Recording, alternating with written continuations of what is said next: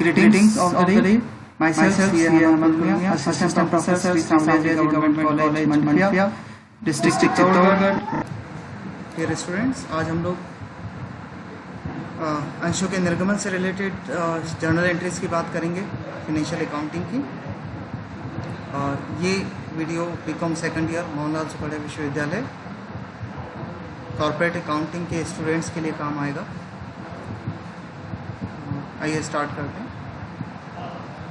सबसे पहले तो आप लोग जानते हैं कि जैसे अंशों का निर्गमन 3 प्राइजेस पर हो सकता है, सम मूल्य पर, प्रीमियम पर और डिस्काउंट पर।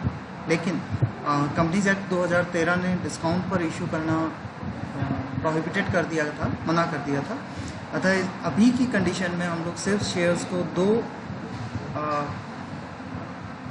प्रकार से ही इशू कर सकते हैं, या तो वो सम मूल्य पर इशू होंगे या प्रीमियम पर इशू होंगे। अंशों पर एक साथ पूर्ण भुगतान मांगे जाने पर, मतलब 10 रुपये का शेयर है और कंपनी ने 10 रुपये पूरे एक साथ मांग लिए, इस दशा में आपको केवल 2 एंट्रीज पास करनी होगी।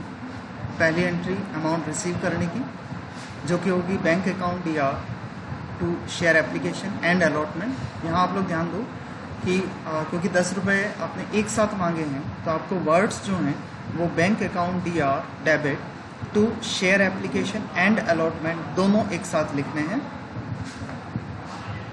अंशों के बंटन पर दूसरी एंट्री आपको बनानी है और वो एंट्री हो जाएगी share application and allotment account debit to share capital. तो ये 2 एंट्रीज आपको बनानी है जब 10 रुपये का शेयर या जो फेस वैल्यू है वो एक साथ कंपनी द्वारा मांग ली जाए। अब अगर इस शेयर प्राइस को किस्तों में मांगा जाए, तो किस्तों में मांगने की दशा में आपको आप लोग जानते हैं कि 4 किस्तों में हम लोग अमूमन बांटते हैं। सबसे पहला हमारे पास आवेदन राशि होता है, दूसरा आवंटन राशि अलॉटमेंट मनी, प्रथम याचना राशि फर्स्ट कॉल मनी, और आखिर में द्वितीय और अंतिम याचना राशि। इससे अधिक भी किस्तें हो सकती हैं। अगर तृतीय किस्त है तो आप उसे third and final call money कह सकते हैं। तो आइए जर्नल एंट्रीज देखते हैं। सबसे पहली एंट्री जो आपको बनानी होती है, आवेदन पत्रों के साथ राशि प्राप्त होने पर तारीख कौन सी काम में लोगे, आवेदन राशि की प्राप्ति तिथि, एंट्री बनेगी bank account debit to share application. जितने अंश आवेदन आपको प्राप्त होंगे उस पर प्राप्त वास्तविक धनराशि से आपको ये एंट्री बनानी है। कहने का मतलब, उदाहरण के लिए अगर 5000 शेयर कंपनी ने इशू करे, 4000 के लिए आवेदन आते हैं, 6000 के लिए आवेदन आते हैं, दोनों ही दशाओं में आपको प्राप्त अंश आवेदन से एंट्री पास करनी है कि वास्तविक प्राप्त राशि से एंट्री बनानी है। सेकंड स्टेप पे जब आप एंट्री बनाओगे तो वो होगी अंशों के आवंटन होने पर, मतलब बंटन की तारीख काम में ली जाएगी और ये एंट्री होगी जो शेयर एप्लीकेशन मनी आपको प्राप्त हुई है, share application account debit to share capital. Narration आप लिख देंगे being application money transfer to share capital. और ये अमाउंट जो आपको लिखना होगा, जैसे मैंने उदाहरण दिया, कंपनी 5000 शेयर इशू कर रही है, तो इसकी जो अमाउंट आएगी, जितने शेयर कंपनी द्वारा निर्गमित किए गए हैं उससे अमाउंट लिखनी है आपको। तीसरी एंट्री जो आपको बनानी है, आवंटन राशि देय होने पर, सामान्यतः ये जब अलॉटमेंट की तारीख होती है उसी दिन ड्यू भी हो जाती है, तो एप्लीकेशन कैपिटल में ट्रांसफ़र करने की तारीख और अलॉटमेंट को कैपिटल में ट्रांसफ़र करने की तारीख लगभग सेम होती है। सेम डे आपको ये एंट्री बनानी होती है। Share allotment account debit to share capital. Narration आप लिखेंगे being allotment money transfer to share capital, और अमाउंट आएगी जितने शेयर कंपनी ने निर्गमित किए मल्टीप्लाई बाय अलॉटमेंट की किस्त जो कंपनी द्वारा देय है, कंपनी को देय है। क्लियर? देन इस अलॉटमेंट मनी को जब ड्यू होने के बाद जो समय पीरियड दिया जाता है, जैसे 1 महीना दे दिया, तो 1 महीने के उपरांत जितनी राशि प्राप्त हो जाएगी bank account DR to share allotment, वास्तविक प्राप्त राशि से आपको ये एंट्री बना देनी है और आपको नरेशन लिख देनी है बिंग अलॉटमेंट मनी रिसीव्ड। तो बच्चों, पहली एंट्री हमारी हुई एप्लीकेशन प्राप्त करने के लिए, bank account debit to share application. दूसरी एंट्री हुई शेयर एप्लीकेशन अकाउंट या टू शेयर कैपिटल। पहली एंट्री प्राप्त करने की थी, दूसरी एंट्री कैपिटल में ट्रांसफर करने की थी। अब जब नेक्स्ट किस्तें आप लोग की एंट्री बनाएंगे तो पहले ड्यू करेंगे, फिर उसे रिसीव करेंगे। जबकि हमने एप्लीकेशन के साथ में क्या किया, पहले रिसीव किया, उसके बाद उसे कैपिटल में ट्रांसफर किया। ठीक है। उसके बाद में एक और बात आप याद रखो कि एप्लीकेशन और कैपिटल वाली जितनी भी एंट्रीज हैं, ये एंट्रीज आपको कंपनी द्वारा निर्गमित अंशों की संख्या जो प्रश्न में दी गई होती है उससे आपको बनानी है। फर्स्ट कॉल पे चलते हैं। फर्स्ट कॉल को ड्यू करोगे, फर्स्ट कॉल ड्यू करने की तारीख को आप एंट्री बनाओगे, share first call account debit to share capital. Narration हो जाएगा being first call money due. प्रथम मांग पर मांगी गई कुल राशि से आपको ये एंट्री बनानी है। जब इस राशि को आप प्राप्त कर लोगे, प्राप्त होने की तारीख पर आप एंट्री बनाओगे bank account debit to share first call पर प्राप्त वास्तविक राशि से ये एंट्री बनेगी। कहने का मतलब अगर फर्स्ट कॉल से कम राशि प्राप्त हुई है, ड्यू राशि से अमाउंट कम रिसीव हुआ है, तो आप उसे कम राशि से बनाओगे। इसके बाद आप सेकंड कॉल की एंट्रीज बनाओगे। सेकंड कॉल की पहली एंट्री हो जाएगी ड्यू की एंट्री हो जाएगी share second call account debit to share capital, और प्राप्त होने की एंट्री हो जाएगी bank account debit to share second call account. तो अगर कंपनी ने क्वेश्चन में आपको 4 किस्तें दी हैं तो आपको 8 एंट्रीज बनानी है। पहली 2 एप्लीकेशन की, अगली 2 अलॉटमेंट की, अगली 2 फर्स्ट कॉल की, अगली 2 सेकंड कॉल की। ठीक है। अगला जो कंसेप्ट है,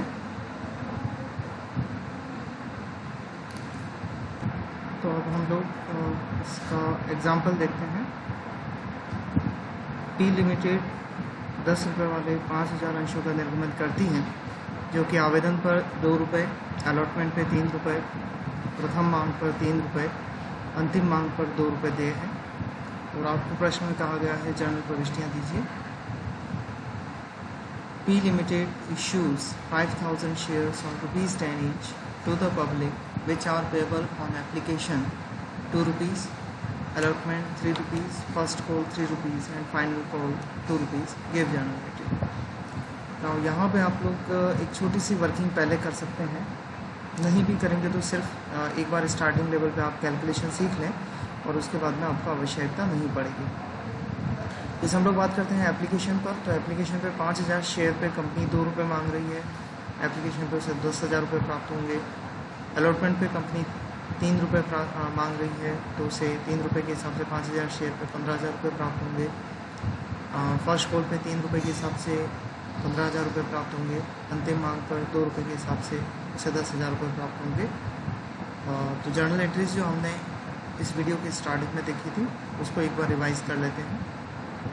आपको पता है कि चारों किस्तों की डबल एंट्रीज, 2-2 एंट्रीज आपको बनानी है। तो पहली एंट्री एप्लीकेशन मनी से, क्योंकि हमने अभी देखी थी 10,000 रुपये थी हमारी। आपकी हेल्प के लिए मैं इस वीडियो के पार्ट कर देता हूँ, इससे थोड़ा आपको आसानी हो जाएगी।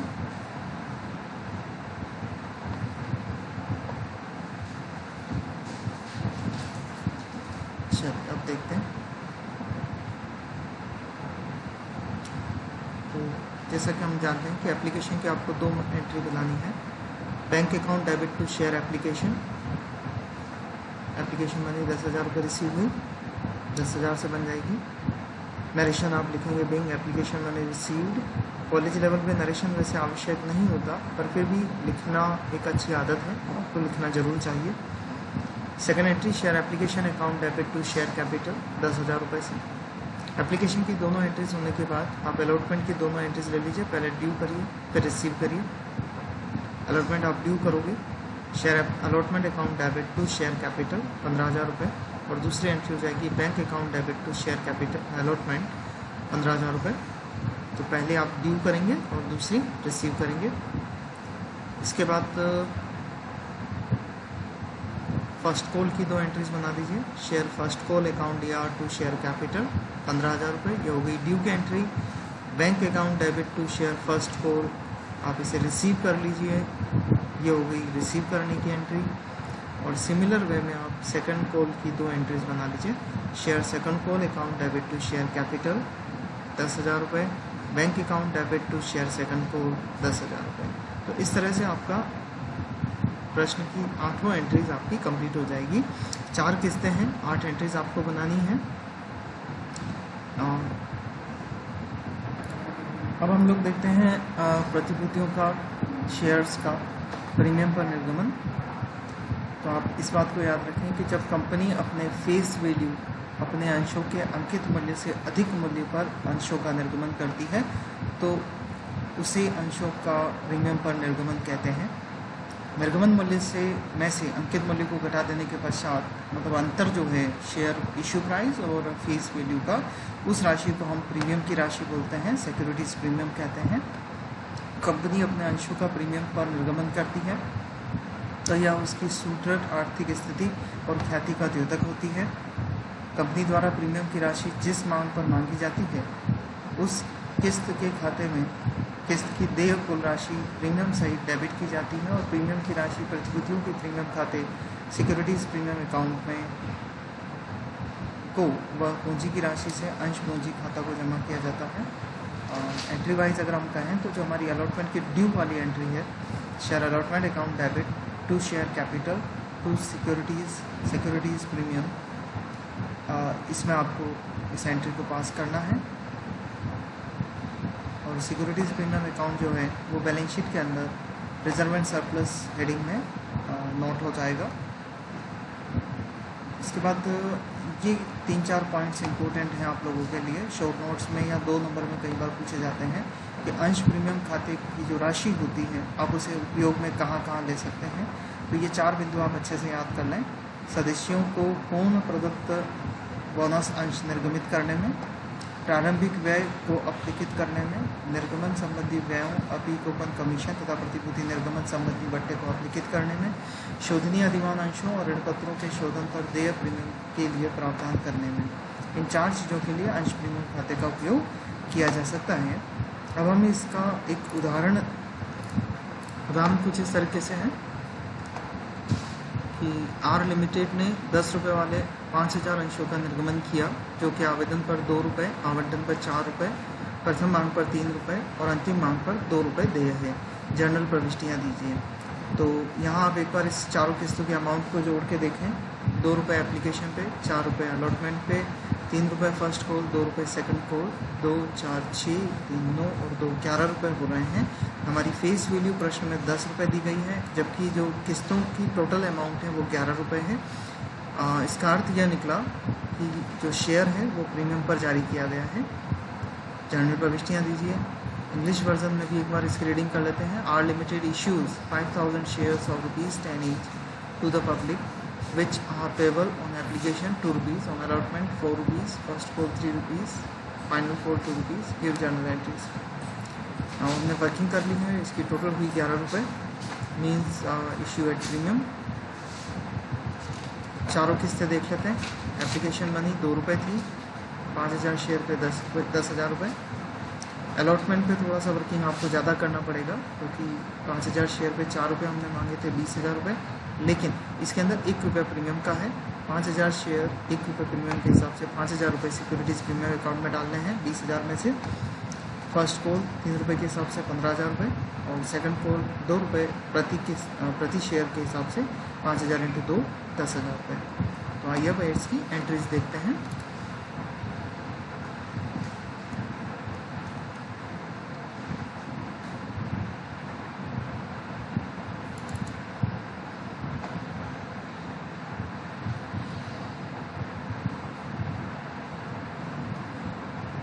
ये वर्किंग हमने कर रखी है और इनकी एंट्रीज हम लोग देख लेते हैं। पहली 2 एंट्रीज एप्लीकेशन की, जो कि 5,000 शेयर पे 2 रुपये के हिसाब से मांगा गया था, 10,000 रुपये। तो हमारी एंट्रीज हो गई। Bank account debit to share application 10,000 रुपये, share application account debit to share capital 10,000 रुपये। तो दोनों एंट्रीज की अमाउंट हो गई 10,000 रुपये। अब जब अलॉटमेंट की आप ड्यू वाली एंट्री बनाओगे तो उसमें लिखोगे शेयर अलॉटमेंट अकाउंट डेबिट 20,000 रुपये, कुल प्राप्त राशि 4 रुपये, जिसमें सिक्योरिटीज़ प्रीमियम इंक्लूड होगा, टू शेयर कैपिटल 15,000 रुपये। 3 रुपये के हिसाब से जो 1 रुपये छोड़ दें अगर प्रीमियम को, तो 4 में से 1 रुपये हटाने के बाद 3 रुपये से ये एंट्री बन जाएगी। टू सिक्योरिटीज़ प्रीमियम 5,000 रुपये का प्रीमियम, और then bank account debit to share allotment 20,000 रुपये। अलॉटमेंट अमाउंट पूरी रिसीव हो जाएगी। इसके बाद फर्स्ट कॉल की आप वही 2 एंट्रीज पास कर लेंगे। Share first call account debit to share capital 15,000 रुपये। Bank account debit to share first call 15,000 रुपये। शेयर सेकंड कॉल की 2 entries, share second call account debit to share capital 10,000 रुपये। 5,000 इंटू 2 10,000 रुपये की रकम अपने को सेकंड कॉल पर रिसीव करनी है। Bank account debit to share second call 10,000 रुपये।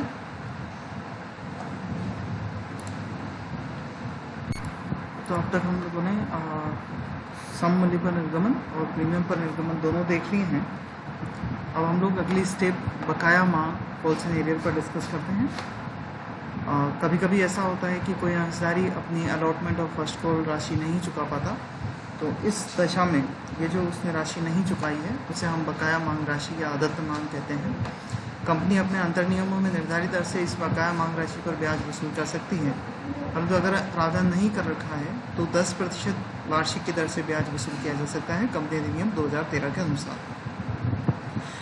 यहाँ कॉल्स एंड एरियर की एंट्री करने के 2 अलग अलग मेथड्स प्रचलित हैं। हम लोग दोनों में से किसी एक को चुनाव कर सकते हैं। जैसे एक बार उदाहरण ले लेते हैं कि एक कंपनी ने 5,000 शेयर निर्गमित किए 10 रुपये वाले। उसमें से प्रथम किस्त उन्होंने 3 रुपये की मंगवाई, जिस पे 200 शेयर पे ये 3 रुपये प्राप्त नहीं हुए हैं। तो हमारी जर्नल एंट्री कुछ इस तरीके से हो सकती है। पहला जो तरीका दिया गया है उसके अनुसार अलग से बकाया मांग खाता नहीं खोला जाता और केवल एंट्री बनाई जाती है, जैसे bank account debit to share first call.